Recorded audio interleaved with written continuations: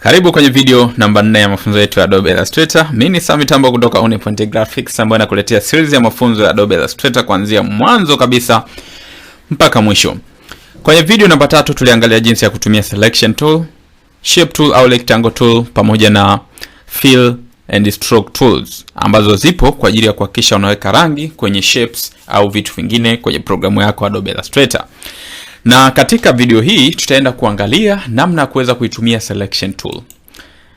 Selection tool nayo direct selection tool nayo ni tool ambayo inatumika kuweza kufanya selection ya vitu na vitu vingine. Kwa hiyo tool ambayo tutaenda kuiangalia ni hii hapa, ambayo kazi yake kubwa ni kuweza kuchange shape ya kitu, lakini pia ni kuweza kuongeza au kuresize vitu kama hivyo. Hizo ndo kazi zake kubwa. Kwa hiyo tutaenda kuona.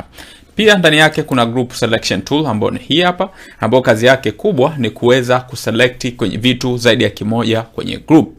Kama unataka uselect kitu zaidi ya kimoja, basi inakuwa the best way kuitumia direct group selection tool. Tutaenda kuona jinsi ya kuweza kutumia. Twende moja kwa moja. Tukija kwenye shape tool yetu ambayo hii, nadhani wengi tushajua namna ya kuitumia, na tukatengeneza shape yetu kama hivi inavyoonekana. Hii shape tunaweza kuifanya customization zaidi tunavyotaka sisi. Ukija kwenye direct selection tool, unaweza kuselect labda upande huu peke yake, kisha ukaweza kuminimize kama hivi, ukaweka kama hivi, au ukaja kuselect upande huu peke yake kama hivi, na ukaweza kupunguza ukawa na ukubwa kama hivi inavyoonekana. Hivi ndivyo unavyoweza kutumia direct selection tool. Lakini pia unaweza kuja kutengeneza shape nyingine kama hivi. Kutengeneza shape nyingine kama hii, na hii shape ukaja ukaiselect huku juu peke yake kama hivi. Kumbuka, kwaja ukaselect kama hivi, ukatengeneza kitu kama hiki. Kuna kitu hapo pia nataka nikuelekeze. Tukija kwenye hii hapa shape tool, na nitaenda kuchagua line segment. Nikaja kuweka segment ya nilichore mstari kama hapa namna hii. Nadhani unaona hapa nilivyochora huu mstari. Huu mstari nitauongezea stroke kama hivi. Huku pembeni kabisa mwisho, hii inaitwa anchor point. Hapa katikati hii inaitwa ni pass.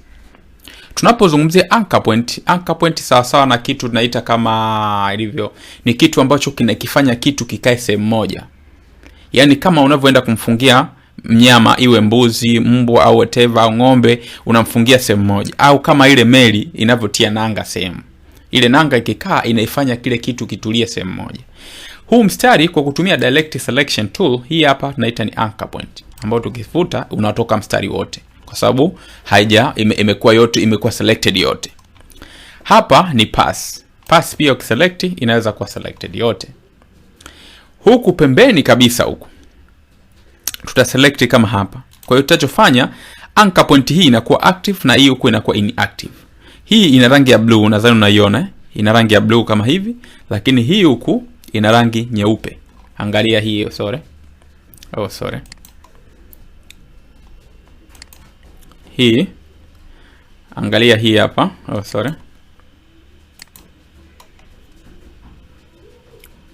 Hii, unaona inakuwa na rangi nyeupe. Control 0 kuweza kurudisha canvas yangu katika eneo lake.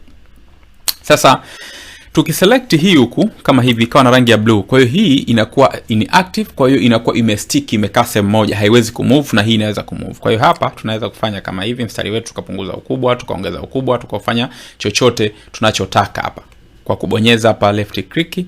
Unabonyeza left click, unashikia, ndio unaanza kudrag kama hivi. Lakini baada ya kufanya selection the same, tukiselect huku tukiselect huku utakuwa active, lakini huku utakuwa active, huku unakuwa inactive, kwa hiyo unakuwa umekaa sehemu moja. Hivi ndivyo unavyoweza kutumia. Sasa tukija kuchora shape yetu hapa, kwa mfano twende hapa tukachore shape kama hivi. Tuchore shape kama hii hapa. Shape yetu imekuwa kwa sababu haina nini, ngoja tuweke rangi. Tuweke rangi shape yetu na tuondoe stroke ambayo tuliiweka kule kwenye mstari wetu. Hapa tunaweza kufanya kitu kimoja. Tukaja kwenye selection tool, tukachagua upande huu peke yake. Tukishachagua upande huu, sasa hivi hatutaki kuicustomize shape yetu, bali tunachotaka kufanya tushike hizi anchors, hizi huku anchor point. Ukishika anchor point kama hii, unaweza kufanya umbo lako unavyotaka, ukalipeleka huku, au ukalipeleka hata huku namna hii kama hivi. Kisha hapa unakuja ndo unaweza kufanyia unavyotaka wewe mwenyewe kama hivi. Lakini pia unaweza hata hili hapa ukaselect kama hivi, ukaselect huku ndo huku kuwe active. Kwa hiyo hapa unaweza kuifanya unavyotaka wewe mwenyewe kama hivi inavyoonekana. Unaweza ukaweka kama hivi, kisha shape yako ikakaa kama hivi inavyoonekana. Kwa hiyo inakuwa ni very simple the way wewe mwenyewe unavyotaka kuifanya. Inafanya vitu vingi sana hii direct selection tool, na moja ya tool ambayo ni mzuri sana kuweza kuitumia. Pia unaweza kuja hapa labda ukatengeneza shape yako kama hii hapa. Ukatengeneza shape ya duara kama hivi inavyoonekana. Hii shape yetu imekaa katika mfumo kama huu hapa. Unaweza kuisogeza hadi hapa, kisha ukaja kwenye direct selection tool, ukaselect kama hivi. Ukisha select kama hivi, unaweza huku hizi zinaitwa handle. Handle kazi yake ni kuweza kushika kitu, kuweza kukimodify unavyotaka. Unaweza kuishika hii hapa handle, ukaongeza ukubwa huku au ukapunguza ukubwa huku, ukazungusha zewe unavyotaka wewe mwenyewe. Control Z nitarudi nyuma. Au unaweza kushika hapa, kwenye anchor, ukapunguza ukubwa kama hivi au ukaongeza ukubwa kama hivi inavyoonekana. Wewe teva wewe mwenyewe unavyotaka. Lakini pia unaweza ukashika endo huku ukaongezea ukubwa kama hivi. Pia unaweza kuselect endo zako mbili hizi hapa, point mbili hii na hii, kisha hapa ukaja ukaivuta anka yako kama hivi na umbo lako likakaa kama yai namna hiyo. Kwa hivi ndivyo unavyoweza kutumia. Lakini pia unaweza kufanya vitu vingi sana kwa kutumia hii tool. Kwa hiyo ni tool moja ambayo ni mzuri. Kwa hiyo kadri tunavyoenda mbele tutakuwa tunaoneshana namna tunavyoweza kuitumia kiusahihi zaidi. Pia hivi ngoja ni select hizi zote hizi, kisha nitabonyeza nitabonyeza right click na nitaenda kwenye G kwa ajili ya kugroup.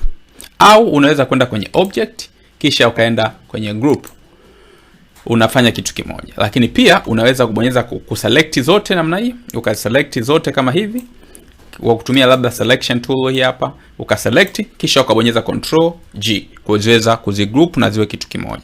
Hapa unaweza kuzipunguza ukubwa kama nilivyoelekeza kule video ile kama hivi. Kisha ukabonyeza shift, ukaweka kasawa kwa shift left click, zikapungua katika ukubwa katika proportion unaofanana. Kisha ukaziweka pembeni kama hivi inavyoonekana. Kitu kingine labda nije hapa nielekeze kitu kingine cha msingi kidogo ambacho unaweza kunini. Naweza kuweka nani yangu kama hii hapa.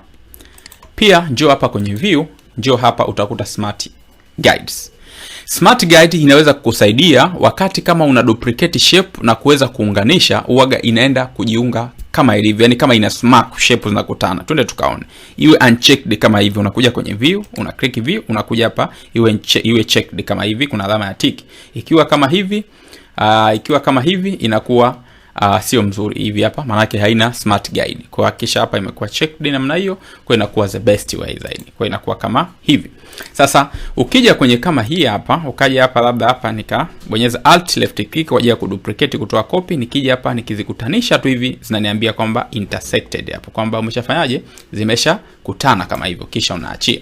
Pia naweza kuja ku alt left click kisha akaja kuitolea copy kama hii hapa, nikaweka kama hapa namna hii hapa, ikawa intersect tayari zimeungana.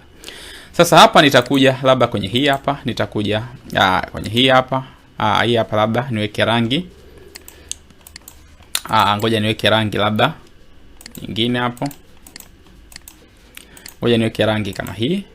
Na hii hapa ngoja niweke rangi nije kuchagua rangi labda niweke rangi, ngoja niweke rangi ya dark blue kama, au ngoja niweke kama hii hapa, itakuwa the best zaidi pia, si mbaya.